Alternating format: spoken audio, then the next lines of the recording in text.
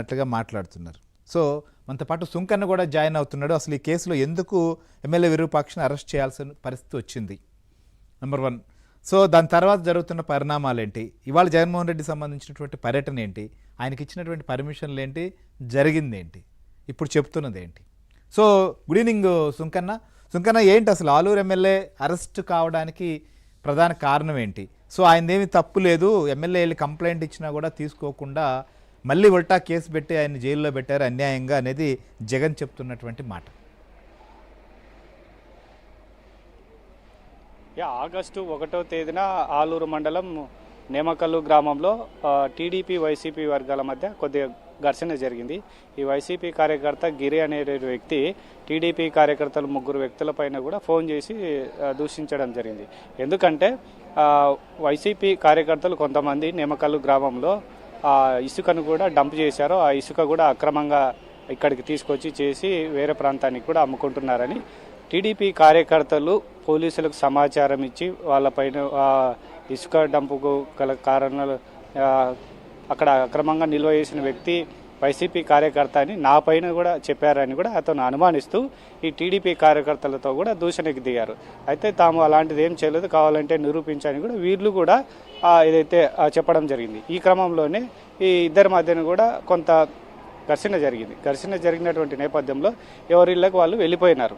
So వెళ్ళిపోయినటువంటి క్రమంలోనే ఈ YCP కార్యకర్త గిరే అనేటువంటి వ్యక్తి ఆలూరు ఎమ్మెల్యే విరూపాక్షికి ఫోన్ చేసి టీడీపీ వాళ్ళు నన్ను చంపబోతున్నారు, దాడి చేస్తున్నారు, ఇల్లంతా కూడా ధ్వంసం చేస్తున్నారు, నన్ను కాపాడాలని కూడా అర్ధరాత్రి ఫోన్ చేయడంతో సో ఏది విషయమో ఏది అబద్ధమో ఏది కరెక్టో తెలుసుకోకుండా ఎమ్మెల్యే మంది మార్బలంతో వెళ్ళి నేమకల్లులోనే టీడీపీ కార్యకర్తల ఇంటిపైన కూడా దండయాత్ర చేశారు. సో ఎమ్మెల్యే వచ్చినటువంటి క్రమంలోనే వాళ్ళ అనుచరులు కూడా మరింత రెచ్చిపోయి టీడీపీ కార్యకర్తల ఇళ్లలోకి చొరబడి వస్తువులన్నీ కూడా ధ్వంసం చేయడం జరిగింది. అడ్డొచ్చిన వారిపైన కూడా దాడి చేశారు.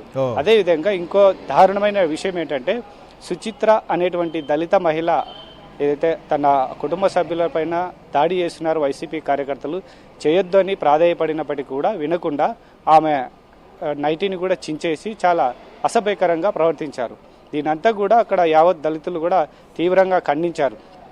అయితే ఈ ఘటన జరిగిన తర్వాత అందరూ కూడా ఆ టీడీపీ కార్యకర్తలు అదేవిధంగా ఈ వైసీపీ కార్యకర్తలు పెద్ద ఎత్తున అక్కడికి ఊర్లోకి వచ్చినటువంటి నేపథ్యంలోనే పోలీసులు కూడా అక్కడే ఉన్నారు ఆ సంఘటన జరిగినప్పుడు. సో దళిత మహిళను కూడా ఇట్లా జరిగింది కాబట్టి ఆమెను ఇంటికి తీసుకెళ్లారు. తర్వాత వారిని పోలీసులు ఇళ్లకు పంపించడం జరిగింది. అయితే ఘటన జరిగినప్పుడు కూడా అక్కడ విధుల్లో పోలీసులు కూడా ఉన్నారు, ప్రత్యక్ష సాక్షులుగా అనుకొని చెప్పుకోవచ్చు మనం కూడా. అయితే అక్కడ లోకల్గా తీసినటువంటి కొంతమంది స్థానికులు వీడియోలు చేశారు. ఈ వైసీపీ కార్యకర్తలు అదేవిధంగా ఈ ఎమ్మెల్యే మంది మార్బలంతో వచ్చినది వాళ్ళ తమ్ముడు శ్రీరాములు అదేవిధంగా కుమారుడు చంద్ర వీళ్ళంతా కూడా ఏమేం చేశారని కూడా వాళ్ళంతా గమనించారు. పోలీసులు గమనించారు, టీడీపీ కార్యకర్తలు గమనించారు, వైసీపీ శ్రేణులు కూడా మొత్తం గమనించి ఆధారాలతో సహా టీడీపీ కార్యకర్తలు అదేవిధంగా బాధిత కుటుంబాలు కూడా పోలీసులకు ఫిర్యాదు చేశారు. ఈ క్రమంలోనే విషయం తెలుసుకున్నటువంటి ఆలూరు నియోజకవర్గం టీడీపీ ఇన్ఛార్జి కూడా వైకుంఠం జ్యోతి అక్కడికి వెళ్ళి బాధితులతో మాట్లాడి ఏం జరిగిందని కూడా తెలుసుకోవడం జరిగింది. వారిని కూడా ఓదార్చారు.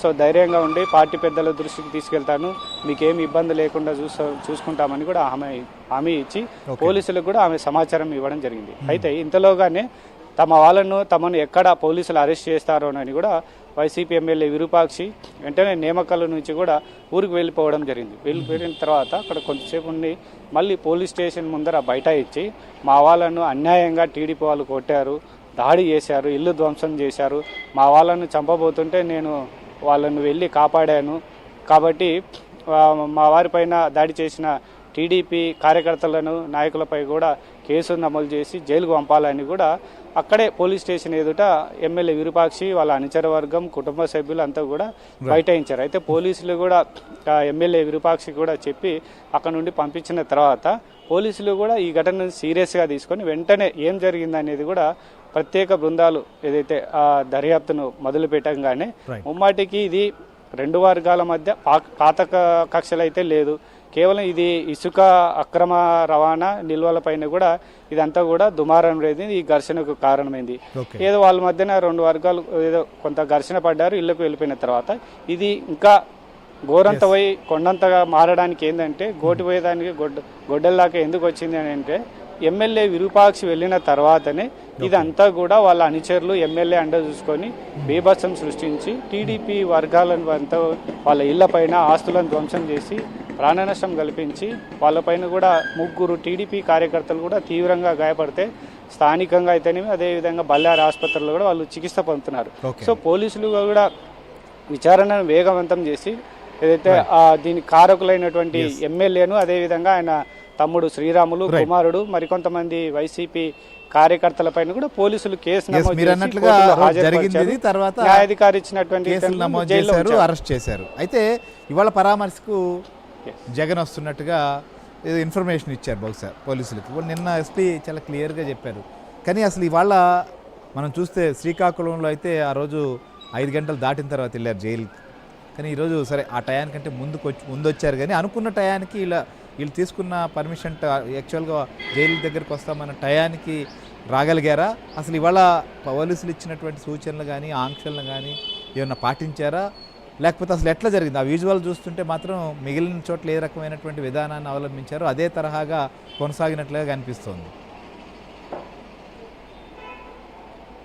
వైఎస్ జగన్ చేసినటువంటి పరామర్శ అంతా కూడా రాజకీయేతరలుగా ఆద్యంతం నుంచి సాగింది. మనం చూసుకుంటే ఓరకల్ ఎయిర్పోర్ట్ నుండి జిల్లా జైలు వరకు కూడా దాదాపుగా 4.5 గంటల సమయం పట్టింది అక్కడికి వెళ్ళడానికి. మొత్తం 28 కిలోమీటర్ల డిస్టెన్స్ ఉంది. మామూలుగా కాన్వాయ్లో వెళ్ళాలంటే జస్ట్ 6 గంటల్లో వెళ్ళొచ్చు. కానీ 3 రోజుల నుంచి కూడా తమ పార్టీ అధినేత జగన్ పరామర్శకు వస్తున్నాడు కాబట్టి ఖచ్చితంగా దీన్ని భారీ జన సమీకరణ చేయాలి. అడుగడుగునా కూడా ఏదైతే జగన్కు కార్యకర్తలు అడ్డుపడి కాన్వాయ్ ద్వారా వెంట వెళ్ళాలని కూడా చాలా ముఖ్యమైన కొన్ని ప్రధాన కూడళ్లలో కూడా భారీగా జన సమీకరణ చేసి అక్కడ చాలాసేపు ఉండి జగన్కు భారీగా జనాదరణ వచ్చింది. మన మంది మార్బలం అంతా కూడా మన బల ప్రదర్శన చేయాలంటే కూడా ముఖ్యమైనటువంటి నాయకులంతా కూడా సమావేశాలు నిర్వహించు ఎక్కడికెక్కడ కూడా జిల్లా హెడ్ క్వార్టర్ నుంచి అయితే అదేవిధంగా నియోజకవర్గ మండల గ్రామ స్థాయిల నుంచి కూడా ముఖ్యమైన పార్టీ నాయకులు కార్యకర్తలను పిలిపించి సమావేశాలు నిర్వహించి వాళ్ళకు కొన్ని టార్గెట్లు కూడా ఇచ్చి మీరు ఖచ్చితంగా ఒక మండలానికి ఇంతమందిని తీసుకురావాలి, గ్రామానికి ఇంతమందిని తీసుకురావాలి, నియోజకవర్గ హెడ్ క్వార్టర్ నుంచి కూడా ఇన్ని వాహనాల్లో రావాలి, ఖచ్చితంగా మీరు ఈ పాయింట్లలో ఇక్కడ నిర్దేశించిన టైంకి అంతా కూడా రావాలి, హైవే అంతా బ్లాక్ చేయాలి అనేది వీళ్ళ పక్కా ప్లాన్లో భాగంగానే భారీ జన సమీకరణ చేసి బెంగళూరు హైదరాబాద్ జాతీయ రహదారిని అంతా కూడా వేలాది వాహనాలు వెళ్తుంటాయి. సో వాహనదారులకు ఆటంకం కల్పించడం కాక సిటీలో చాలా కూడళ్ళు అదేవిధంగా ఆ మార్గాలు కూడా హైవేకు కనెక్టివిటీ ఉంటుంది. సో అటువైపుగా వెళ్ళకుండా కూడా చాలా స్థానికులు ఇబ్బందులు పడినటువంటి పరిస్థితి.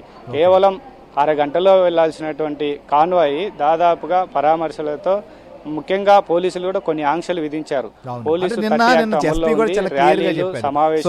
ఎక్కడ సభలు సమావేశాలు ర్యాలీలు లేదా రోడ్ షోలు వద్దు, అలా అతిక్రమిస్తే కూడా చర్యలు తీసుకుంటామన్నటువంటి పరిస్థితి. ఎందుకంటే ప్రజలకు ఇబ్బంది కలుగుతుంది, శాంతి భద్రతల సమస్య తలెత్తుంది. మనం చూస్తున్నాం అన్ని చోట్ల కూడా ఏ రకమైనటువంటి పరిస్థితులు పరిణామాలు.